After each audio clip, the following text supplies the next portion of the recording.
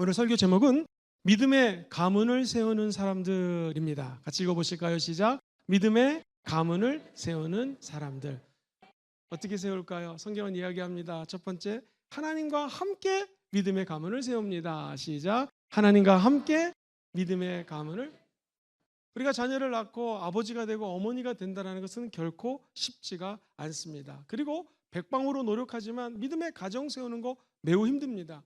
그런데 성경은 이야기합니다. 우리가 아무리 애쓰고 힘쓴다 할지라도 하나님의 나라는 우리가 세우는 것이 아닙니다. 믿음의 가문도 우리가 세우는 것이 아닙니다.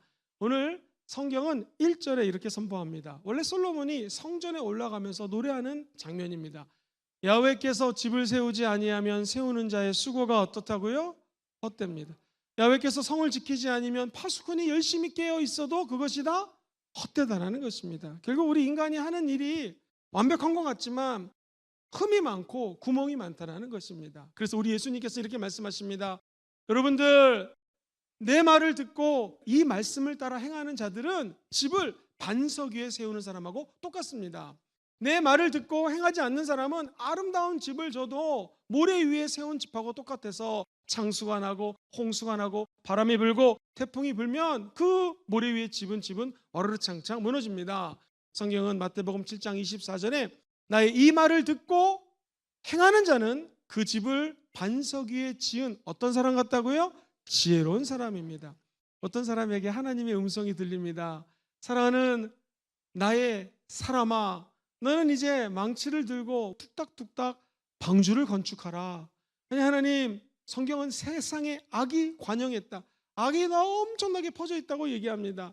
사람들은 술 먹고 방탕하고 재밌게 노는데 왜 저만 방주를 지어야 됩니까? 그런데 이 믿음의 사람 노아는 주의 음성을 듣고 그 음성을 따라 행했습니다.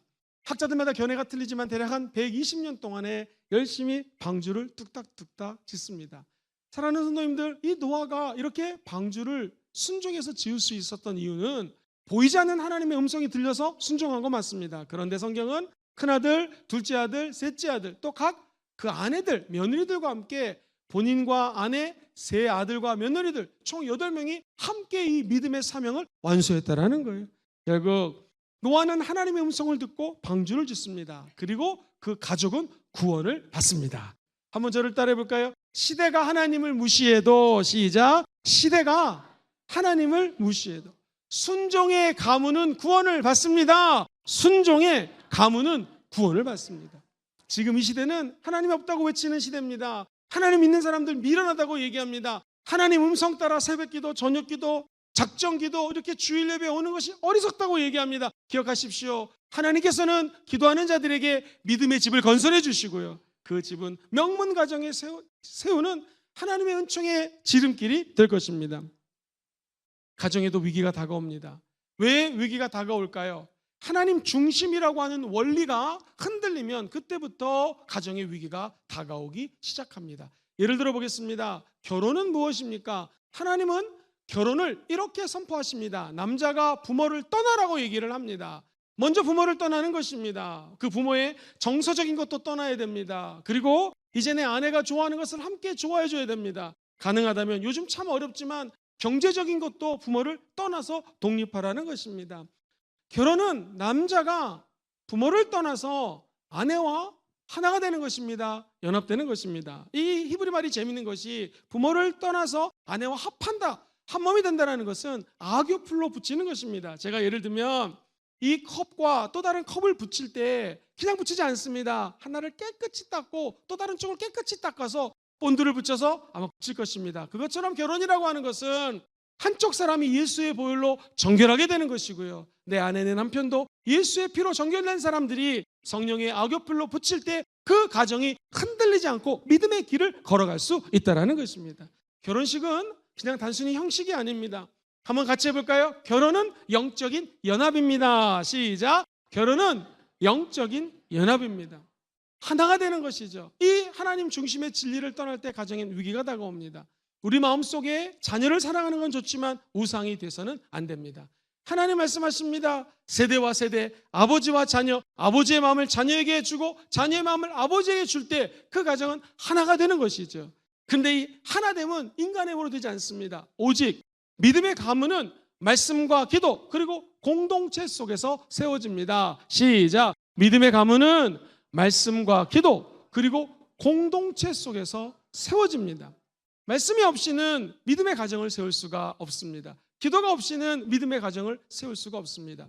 즉 교회는 예배당입니다. 시작. 교회는 예배당입니다. 교회 공동체는 원래 가정에서 시작합니다. 초대교회를 연구한 학자들의 견해에 따르면 초대교회의 모임은 가정에서 예배를 드렸습니다. 사도들의 가르침을 받고 응답받을 때까지 그들이 기도했습니다. 대략 4가정, 한 16명이 한 가정에 모여서 예배드리기 시작합니다. 그때 성령의 불이 임했고 흩어질 때 전도하고 모일 때 예배드리는 초대교회가 탄생한 거죠. 여호수아라고 하는 믿음의 사람의 고백을 들어보십시오. 여호수아서 24장 15절. 만일 야훼를 섬기는 것이 너에게 좋지 않게 보이거든 너희 조상들이 강 저쪽에서 섬기던 신들이든지 또는 너희가 거주하는 땅에 있는 아모리 족속의 신들이든지 너희가 섬길 자를 오늘 선택하라. 오직 나와 내 집은 야훼를 섬기겠노라. 오직 야훼를 섬기겠노라. 그때 하늘문을 여시고 하나님 아버지가 그 가정을 책임져 주시는 것입니다. 두 번째, 우리 가정이 하나님께 맡길 때 참된 안식이 있습니다. 시작. 하나님께 맡길 때 참된 안식이 있습니다. 우리가 성찬식 합니다. 성찬식은 무엇입니까? 예수님이 십자가에서 몸이 찢기셨습니다. 그 찢기신 몸을 먹으면서 주님, 나를 위해서 죽으신 예수님, 저를 위해서 채찍에 맞음으로 살점을 떨어내셨던 그 살점을 제가 먹습니다. 이제 내 영혼을 주님께 의탁하오니 주님과 함께 살게 도와주시옵소서 라고 성찬에 참여하는 것입니다. 주님이 저와 여러분을 위해서 십자가에서 피 흘리신 거 믿으시면 아멘 해볼까요? 주님의 남은 한 방울 피까지 흘려서 내 생명을 소생시켜 줬기 때문에 이제 제가 이 잔을 마심으로 주님과 연합이 됩니다. 내 생명, 우리 가정 주님께 맡기오니 주님이 책임져 주시옵소서 하는 게 사실 성찬의 진정한 의미입니다. 그렇습니다. 가만히 솔로몬이 인생을 연구해 봤습니다. 조사해 봤습니다. 그가 하는 말이 뭐냐면 마음을 다하여 지혜를 써서 모든 일을 연구해 보니 괴로운 것이요 사람이 바람을 잡는 거하고 똑같다라고 얘기합니다. 그리고 성경은 얘기합니다. 오늘 본문 2절에 너희가 일찍 일어나고 늦게 누우며 수고의 떡을 먹음이 헛되다. 그러므로 야훼께서는 그의 사랑하시는 자에게 잠을 준다는, 하나님께 모든 것을 맡기는 자에게 평안을 준다라는 것입니다. 잠을 준다라는 것입니다. 내가 노력한다고 되는 것이 아니라 주님께 모든 것들을 의지할 때 주님께서는 십자가에서 내가 다 이루었다 하면서 안식을 주는 것입니다. 그래서 성경은 얘기합니다. 사랑하는 아들아 딸아 너는 아무것도 염려하지 말고 네가 기도하고 바라고 원하는 것들을 하나님께 기도와 간구로 같이 해보실까요? 감사함으로 아뢰라. 그러면 모든 제각이 뛰어나신 그리스도의 평강이 우리 마음속에 임하게 되는 것입니다. 목사님 응답이 아직 없는데요. 응답 중에 최고의 응답은 마음의 평안입니다. 사랑하는 자에게 잠을 주시는도다. 목사님 우리는 그러면 어떤 인생을 살아가야 되겠습니까? 디모데 전서에 보면 4장 10절 우리가 수고하는 것은 바로 이것 때문입니다. 이를 위하여 우리가 수고하고 힘쓰는 것은 우리 소망을 살아계신 하나님께 두미니 그 모든 사람 특히 믿는 자들의 구주라는 거예요. 저와 여러분들이 수고하고 힘쓰는 것은 저와 여러분들 예수 그리스도의 하나님 나라 확장을 위하여 수고하고 애쓰는 것입니다. 마지막 세 번째입니다. 자녀는 하나님의 기업입니다. 시작. 자녀는 하나님의 기업입니다. 오늘 말씀을 끝까지 읽어보면 보라 자식들은 야훼의 기업이요 태의 열매고 그들의 상급이라고 얘기를 합니다. 한번 따라해볼까요? 하나님의 관점으로 자녀 바라보기. 시작. 하나님의 관점으로 자녀 바라보기.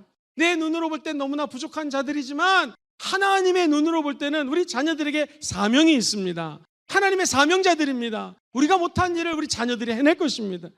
우리 믿음의 자녀들에게 줘야 될 유산은 바로 믿음이라는 것이죠.